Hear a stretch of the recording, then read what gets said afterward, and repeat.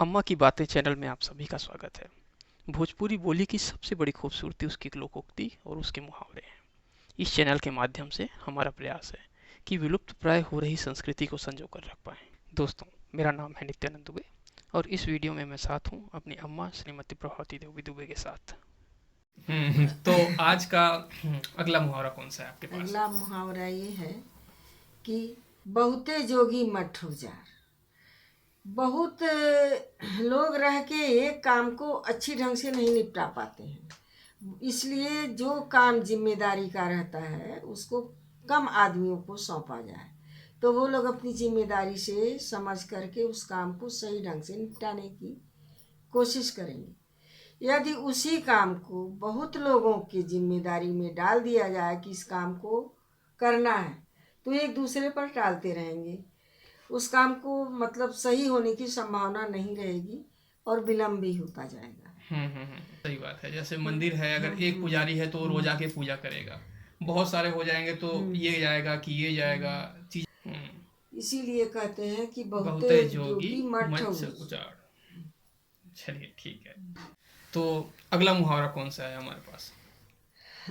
अगला मुहावरा है हम्म कि सब लइकन में एक संतोष, गधा के मरले तनिको न दोष। अच्छा, तो इसके पीछे कहानी क्या है? इसके पीछे की कहानी कि एक गांव में एक पंडित जी रहते थे। जो पंडित जी बहुत नामी थे, बहुत समझदार थे। पूरे गांव के लोग उसी पंडित जी को ही अपने यहाँ पूजा पाठ करने के लिए बुलाते थे।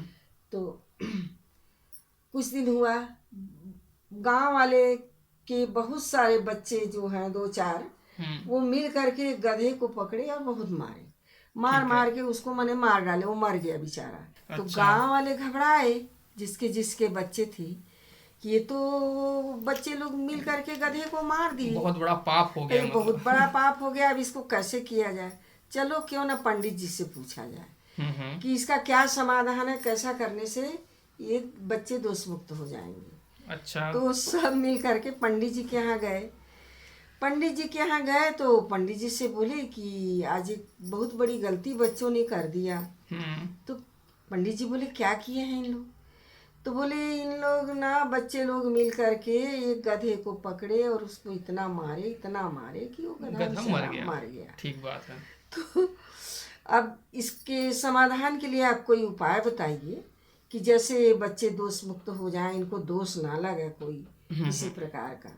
तो पंडित जी सोचे अच्छा फंसा है आज इन लोग, अब इनसे क्यों ना कुछ वसूली अच्छी की जाए। तो पंडित जी अच्छा फरमाइश किए, ये लगेगा वो लगेगा, ऐसा करना पड़ेगा, ये पूजा वो पाठ, दुनिया भर का लंबा चौड़ा बिल बनाए। तो उसके बाद में बोले कि ये सब करना पड़ेगा, नहीं तो ये तो बहुत दोष लगेगा बच्चों को।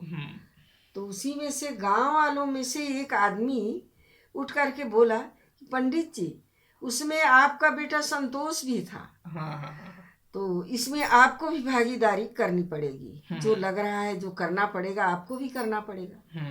तो पंडित जी घबरा गए, बोले अरे इसमें संतोष भी था। तो पंडित जी बोले कि सब लइकन में एक संतोष, गधा के मरले तनिको न दोष। जब उसमें मेरा बेटा संतोष भी था तो सारे बच्चे दोष मुक्त हो गए, अब किसी को कोई दोष नहीं लगेगा। सही बात है। मतलब अगर आपका कोई अपना गुनाह कर रहा है तो वो गुनाह नहीं है, अगर कोई दूसरा गुनाह कर रहा है तो वो गुनाह है। तो इसीलिए बोला गया है सब लइकन में एक संतोष, गधा के मरले तनिको तनिको न न दोष। दोष।